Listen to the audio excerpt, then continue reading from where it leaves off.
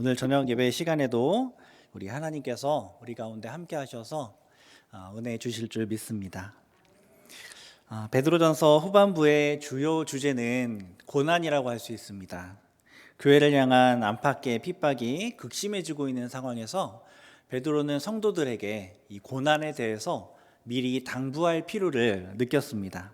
그래서 성도가 어떻게 고난을 생각해야 되는지, 고난 가운데 어떤 것을 행하면서 이 고난을 이겨내야 하는지, 이러한 것들을 알려주고 있는 것이죠. 그래서 이 고난에 대한 말씀들을 통해서 성도가 이제 고난이 닥쳐올 텐데, 이 고난 당할 때 당황하지 않고 믿음으로 이겨나가기를 바라는 마음으로 지금 이 베드로전서 후반부를 쭉 써내려가고 있는 중입니다. 그렇게 고난에 대한 이야기를 계속 하는 중에 오늘 본문 말씀이 기록되어 있습니다. 그런데 우리가 읽었지만 오늘 본문 말씀을 보면 고난에 대한 이야기가 아니라 장로와 젊은이에 대한 이야기로 기록되어 있는 것을 보게 됩니다. 이 고난에 대한 말을 하다가 갑자기 장로와 젊은이에 대한 말씀을 이렇게 하고 있는 것이죠. 장로는 이 직분의 장로도 포함하지만 지금 성도를 장로와 젊은이로 나누고 있죠. 그러니까 가르치는 역할을 하는, 다스리는 역할을 하는 나이가 많은 이제 리더들과, 그리고 그 밑에서 순종하며 따라가는 젊은이, 이렇게 두 부류로 구분한 것입니다. 그래서 직분의 장로만 포함하는 것이 아니라 이렇게 장로의 역할을 하는 사람들, 그리고 젊은이의 역할을 하는 사람들, 이렇게 구분해서 설명을 해주려고 하는 것이죠. 그래서 우리 모두는 경우에 따라 때때로 이 장로가 되기도 하고 젊은이가 되기도 하는 겁니다.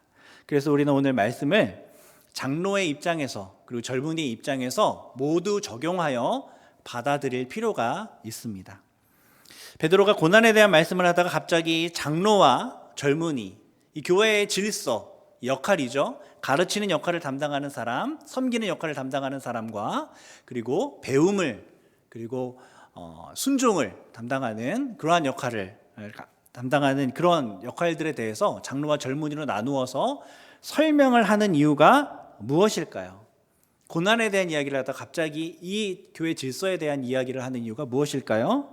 그 이유가 두 가지가 있을 것 같습니다. 첫 번째는 이 고난을 이겨내기 위해서 장로와 젊은이가 자신의 위치를 잘 지켜서 교회의 질서가 세워지는 것이 이 고난을 이기는 데 있어서 매우 중요하기 때문에 이 고난에 대한 이야기를 하다가 이 교회 질서에 대해서 언급하고 넘어간 것 같습니다.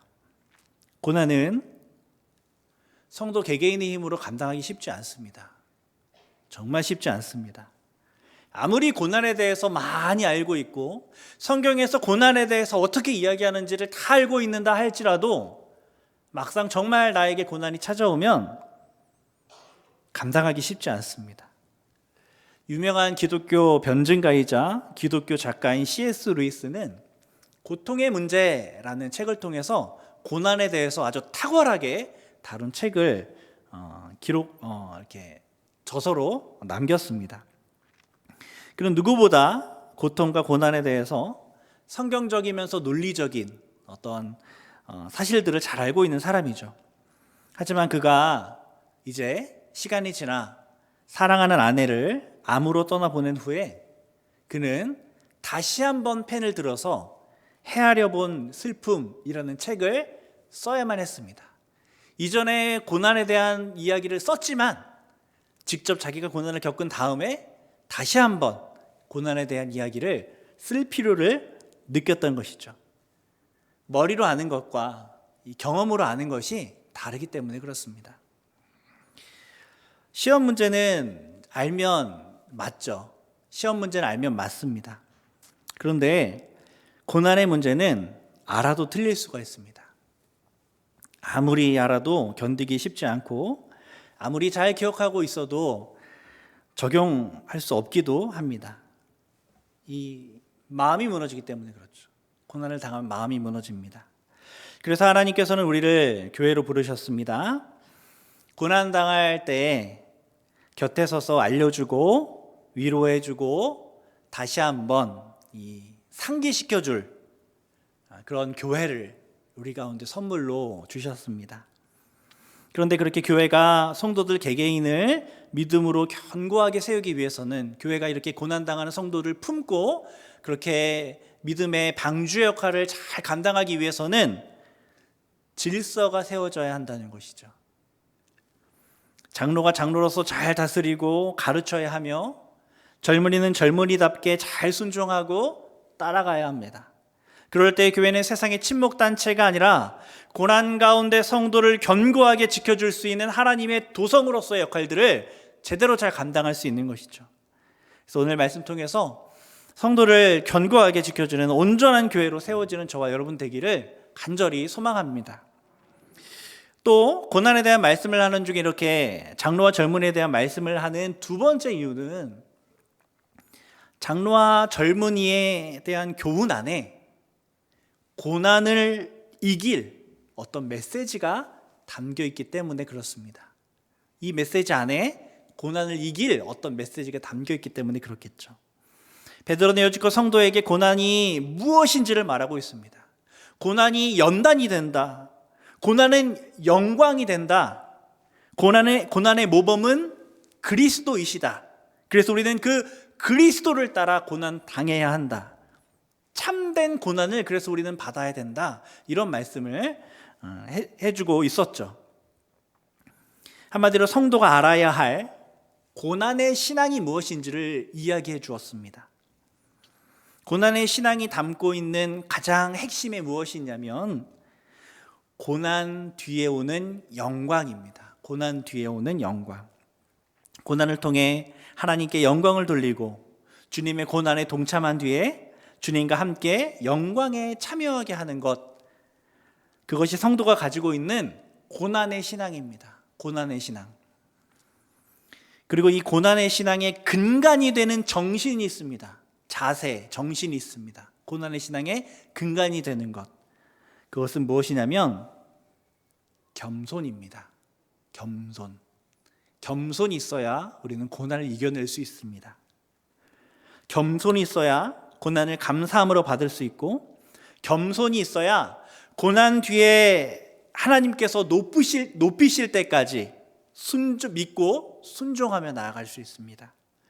주님께서 스스로 낮추시고 겸손의 왕으로 고난 받으신 것처럼, 그리고 하나님께 영광을 받은 것처럼, 이 고난의 신앙을 뒤따라가는 성도에게 반드시 있어야 하는 성품이, 핵심적인 성품이 바로 겸손이죠. 겸손. 그런데 이 겸손이 단지 고난받을 때만 필요한 성품은 아닙니다. 고난을 당하지 않을 때도, 이 교회를 세울 때에도, 장로와 젊은이에게도 이 겸손이 요구되는 것이죠. 그래서 고난 후 영광을 바라는 그러한 겸손의 삶을 요구받습니다. 그 대표적인 모습이 이 장로와 젊은이의 질서 안에 담겨 있다는 것이죠. 그래서 이 고난의 신앙과 겸손의 신앙이 장로와 젊은이에 대한 교훈으로 이렇게 연결이 되고 있는 것입니다. 고난의 신앙을 가진 성도들이 고난을 통해 영광받게 되는 것처럼 우리는 겸손을 통해 하나님께 높임 받게 됩니다. 그런 삶을 살아가야 됩니다. 그래서 우리가 읽었던 6절의 말씀처럼 겸손함 뒤에 하나님이 높이시는 그러한 그것을 경험하는 삶을 우리는 살아가야 하는 것이죠. 그리고 실제적이고 실천적인 삶의 모습이 이 장로의 자세와 젊은이의 자세 가운데 담겨 있는 것입니다. 그래서 장로의 자세와 젊은이의 자세에 대한 말씀이 기록되어 있기 때문에 혹시 일부의 장로님들과 일부의 젊은이들을 향한 말씀이라고 치부하기 쉬운데, 아까도 말씀드렸지만 결코 그렇지 않습니다. 교회에서 우리는 늘 이 두 역할 중에 하나의 역할을 감당하게 됩니다. 때로는 우리가 누군가에게 장로의 역할을 하여서 가르쳐주고 격려하고 이렇게 봉사하며 섬기는 그러한 역할을 해야 되고, 때로는 우리가 누군가의 말씀 앞에서 순종하고 겸손하며 그렇게 따라가는 그러한 젊은이의 역할을 할 때가 있습니다. 그렇게 장로의 역할 가운데 있을 때에도 고난의 신앙을, 이 겸손의 신앙을 가진 사람답게 감당해야 되고, 그리고 젊은이의 위치에 있을 때에도 이 고난의 신앙을 가진 자답게, 겸손의 신앙을 가진 자답게 감당해야 합니다.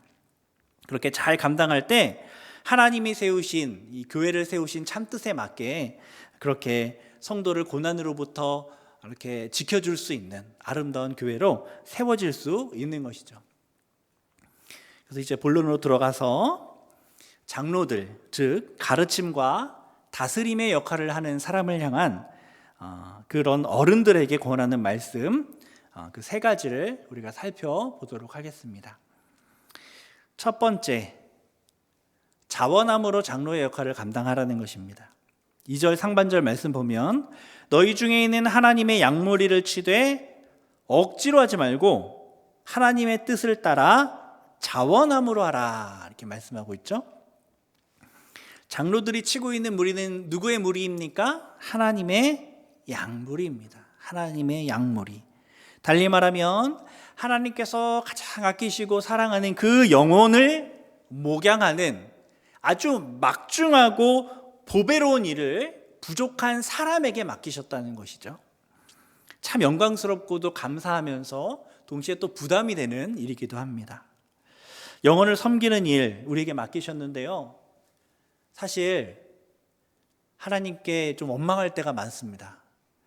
이렇게 영혼 섬기는 어려운 일을 왜 사람에게 맡기셔서 저에게 이렇게 고생스럽게 하십니까? 이렇게 원망할 때도 있는 것 같습니다. 우리가 가장 아플 때는 다쳤을 때가 아닙니다. 사람으로 인해 상처받았을 때 가장 아픕니다. 그렇죠? 몸이 아픈 것 물론 아프죠. 근데 사람에게 마음으로 받는 상처가 사실 우리 마음을 더 아프게 하고 더 절망 가운데 나아가게 합니다. 우리 교회에서 영혼을 섬기다 보면, 우리 교회뿐만 아니라 교회에서 섬기다 보면, 영혼을 섬기다 보면 아플 때가 참 많이 있습니다. 진심을 다해 사랑하고 섬겼는데 아무런 감사함도 없고 아무런 보답도 없고 아무런 반응도 없고 이럴 때 좀 서운한 마음이 들 수 있습니다. 게다가 나중에 시기와 질투하는 무리들에 의해서 없는 말 지어내고 꾸며내고 그래서 나쁜 사람을 만들어버리고 이러는 일도 경험하게 되기도 합니다. 제 경험이 아니라 교회를 섬길 때 이런 일들을 당한다라는 거죠. 사람을 섬기는 장로의 역할 정말 쉬운 일 아닙니다. 잘해도 욕을 먹을 수 있는 그러한 역할이죠. 사실 편안한 신앙생활을 하려면 이런 직분, 이런 역할 감당하지 않는 게 좋을 수도 있습니다. 하지만 베드로는 이 장로의 역할을 억지로 하지 말고 하나님의 뜻을 따라 자원함으로 해야 된다고 말씀합니다.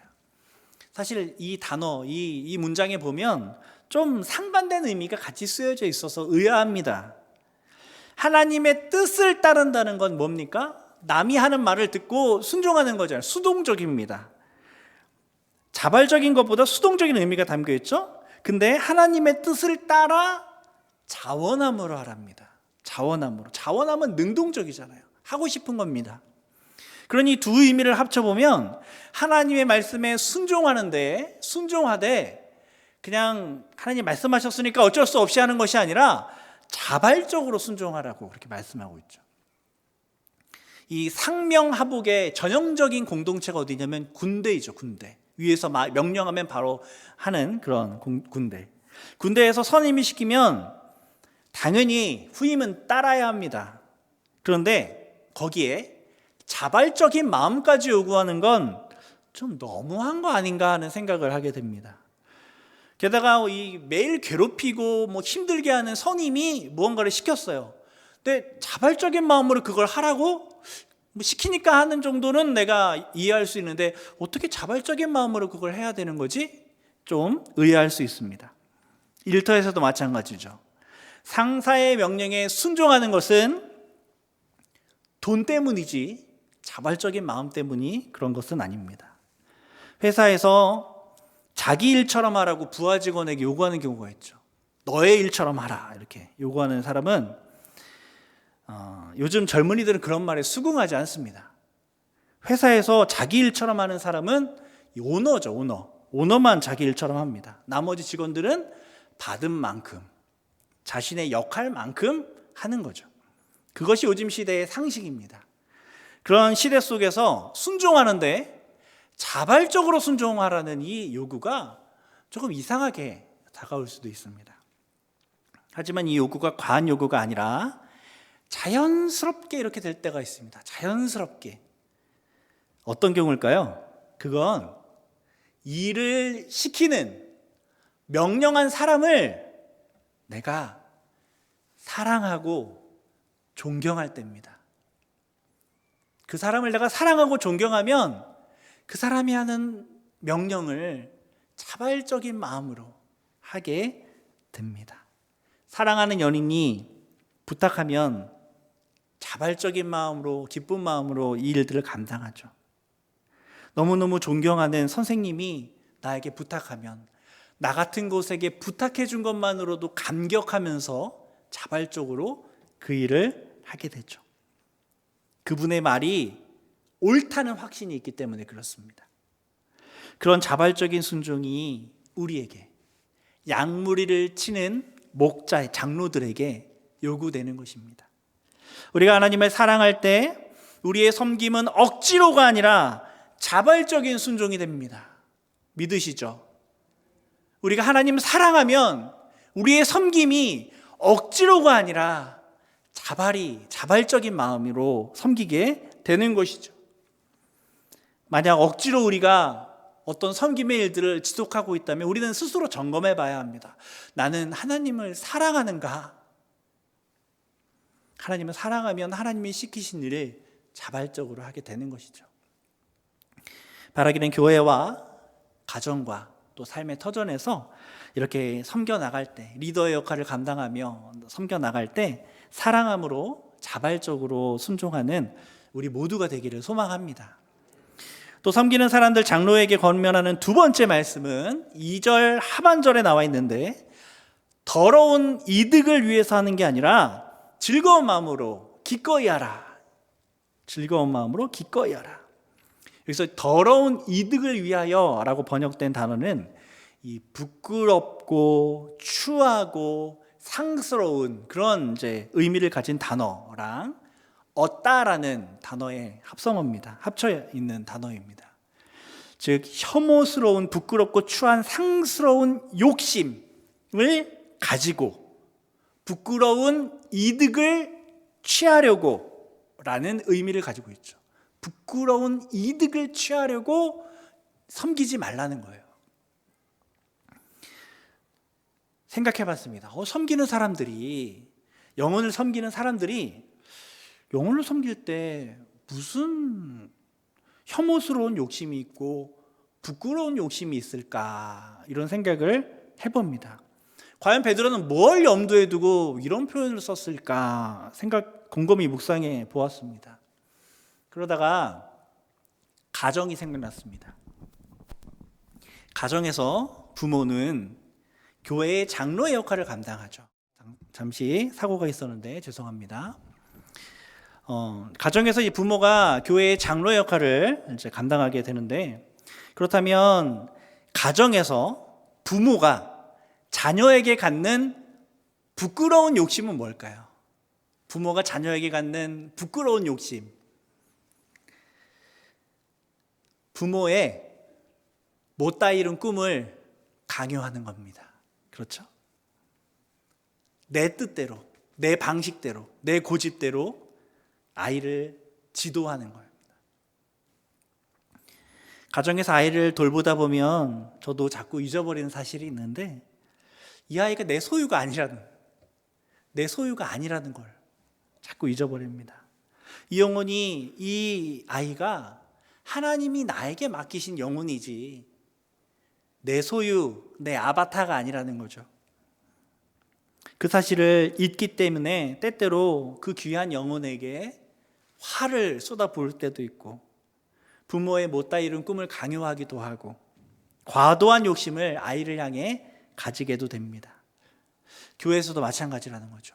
섬기고 가르치는 사람이 자신의 욕심을 이루려고 하나님이 맡기신 영혼을 이용하는 겁니다. 때로는 돈을 얻기 위해서 영혼을 이용하고, 때로는 존경을 얻기 위해서 이 섬김의 일들을 이용하고, 때로는 자기 자랑을 하기 위해서 이 섬김의 일들을, 영혼을 이용하려고 하는 것이죠. 그러면 안 됩니다. 그 모든 욕심 버리는 거죠. 세상적인 부끄러운 욕심들을 다 버리고 그 마음 대신에 기꺼운 마음으로, 즐거운 마음으로 이 섬김의 역할을, 장로의 역할을 감당하는 것입니다. 우리가 세상적인 모든 바램과 세상적인 모든 욕심과 한 영혼을 향한 어떠한 요구 사항들을, 그런 세상적인 욕심들을 다 내려놓고 순전히 하나님 때문에 영혼을 섬기게 되면 우리 마음 가운데 참된 기쁨이 주어집니다. 하나님이 약속하셨습니다. 그래서 기쁨으로, 참된 기쁨으로 이 영혼에게 무엇을 바라면서, 세상적인 욕심을 바라면서 영혼을 섬기는 것이 아니라 하나님이 맡기신 영혼인 줄 알고 그렇게 즐거운 마음으로 섬기게 되면 또 하나님께서 귀하게 또 역사하실 것입니다. 세 번째로, 장로는 주장하는 자세를 하지 말고 양무리의 본이 되어야 한다고 권면하죠. 여기서 주장하는 자세를 하지 말라는 의미는 겸손하라는 의미입니다. 겸손. 왕이 되어서 영혼을 좌지우지하지 말라는 것이죠. 겸손하게 섬기면서 오직 본을 보이라 말씀하는 겁니다. 가르치는 자리, 다스리는 자리에 서게 되면 교만한 마음이 들기 쉽습니다. 교만한 마음이. 모든 지파 중에 가장 작은 지파 사람인 나를 왕으로 세우십니까? 라고 고백했던 사울왕. 그 사울왕이 왕으로 지내다 보니 나중에 교만해져서 비참한 최후를 맞게 되는 것을 우리는 성경을 통해 보게 됩니다. 그러하기에 장로는 그 직책의 특성상, 이 리더는 그 직책의 특성상 겸손의 마음으로 무장해야 됩니다. 겸손의 마음. 가르치는 일을 하다 보면 내가 가르치기에 합당한 사람이구나 라고 우쭐대기 쉽습니다. 그런 마음을 가지게 되면 결국 교만한 마음이 되고, 그러면 망하는 거죠. 교만하지 않기 위한 가장 좋은 방법은 본을 보임으로 가르치는 겁니다. 본을 보임으로 가르치는 것. 주님께서는 우리에게 그저 고난을 이겨내라 라고 말로만 가르치지 않으셨고 직접 고난을 당하셨습니다. 그게 우리 그리스도의, 예수님의 교육 방침이십니다. 교육 방법이십니다. 그리고 그 고난을 직접 경험하며 그 고난을 통해 어떻게 영광의 자리로 가게 되었는지를 삶으로 보여주셨습니다. 고난의 신앙은 본을 보임의 신앙입니다. 고난의 신앙은 아무리 말로 가르쳐도 받아들여지지 않습니다. 어려움을 겪고 있는 사람에게 아무리 논리적으로 이 어려움의 하나님이 그래도 살아계시며 하나님이 이 일들을 하신 것이며 결국에는 하나님이 가장 선한 길로 인도하실 것이며 아무리 말로 열심히 가르치고 설득해도 고난당한 사람에게 그것이 위로로 다가오지 않을 수 있습니다.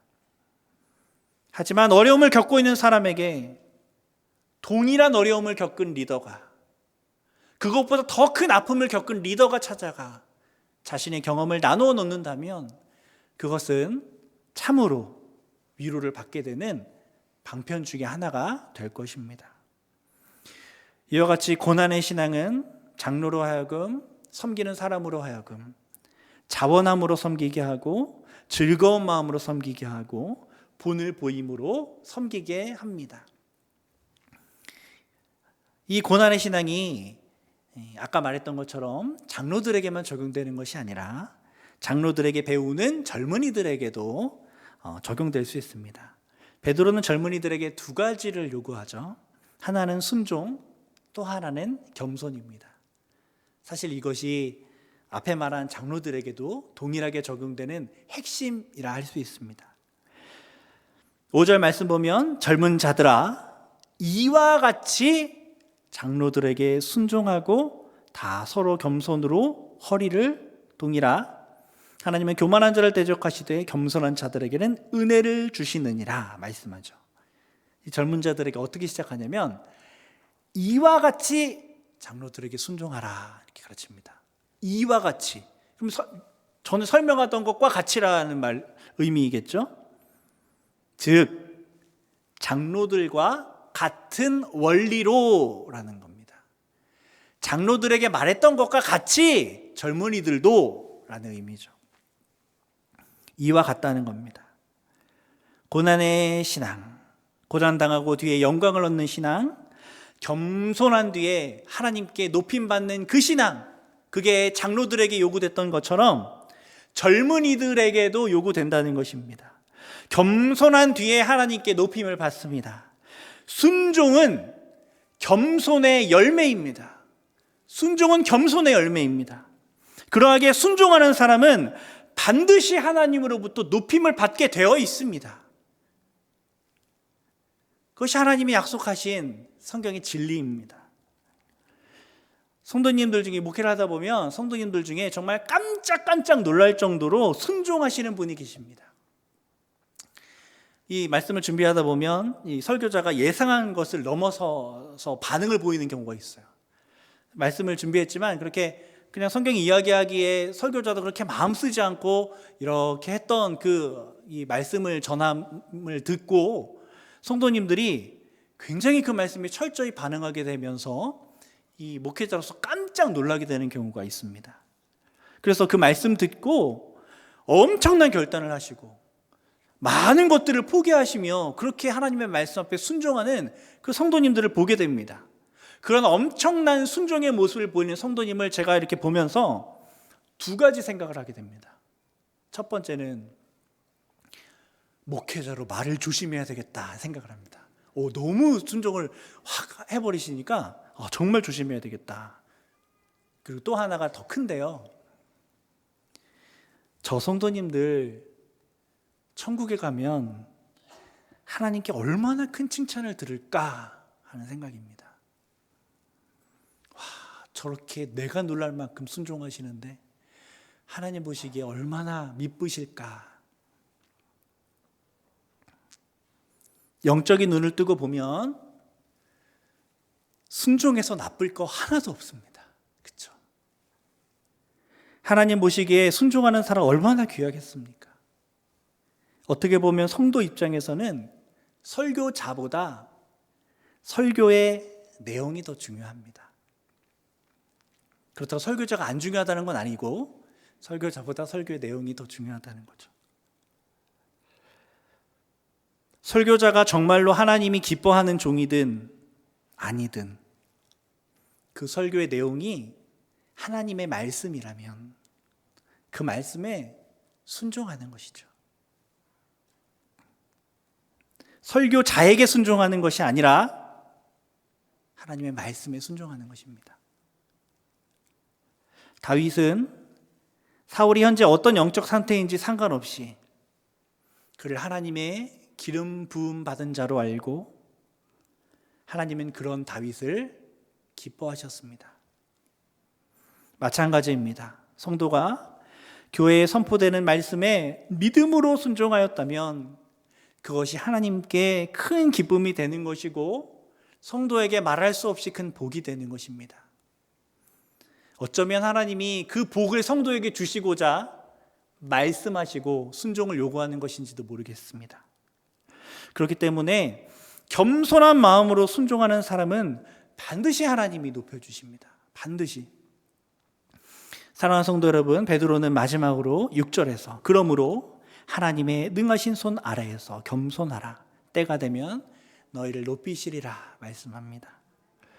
영혼을 가르치는 장로, 가르침을 받는 젊은이 모두가 반드시 기억해야 되는 것, 그것은 겸손하면 하나님이 반드시 높일 것이다 라는 진리입니다. 이 고난의 신앙이 삶에 뿌리 박히게 되면 겸손의 삶이 나타나게 되는 것이죠. 주님께서 겸손함으로 고난을 당하셨을 때 하나님이 높이시지 않았습니까? 그것이 우리가 붙잡고 있는 그 부활, 예수 그리스도의 삶, 그것 아닙니까? 우리의 구속이 그것을 통해서 이루어지지 않았습니까? 고난의 신앙은 곧 겸손의 신앙이 됩니다. 그래서 우리는 어느 상황, 어느 자리에 있든지 겸손해야 한다고 하나님 말씀하시는 것이죠. 우리가 겸손함으로 가르치고 섬기는 그 리더의 역할, 장로의 역할을 감당하고, 또 반대로 겸손함으로 리더를 통하여, 또 목자를 통하여, 장로를 통하여 선포되는 그 말씀을 겸손함으로 배우게 되는 저와 여러분 되기를 간절히 소망합니다. 기도하겠습니다. 아버지 하나님, 우리를 사랑하사 우리로 한 교회로 하나님 앞에 지어져 갈 수 있게 하시는 은혜 감사드립니다. 주님, 우리가 한 교회가 되어 하나님 기뻐하시는 모습으로 그렇게 신앙생활해 나가기를 소망합니다. 무엇보다 겸손함이 우리 교회 가운데 더 풍성하게 나타나게 하여 주옵소서. 겸손함으로 가르치게 하여 주시고 겸손함으로 배우게 하여 주시옵소서. 그래서 주님 오시는 그날까지 하나님의 방주의 역할을 잘 감당할 수 있는 우리 교회가 되게 하여 주옵소서. 말씀하신 주님께서 우리 가운데, 우리 교회 가운데 이루실 줄 믿고 감사드리며 예수님 이름으로 기도드립니다. 아멘.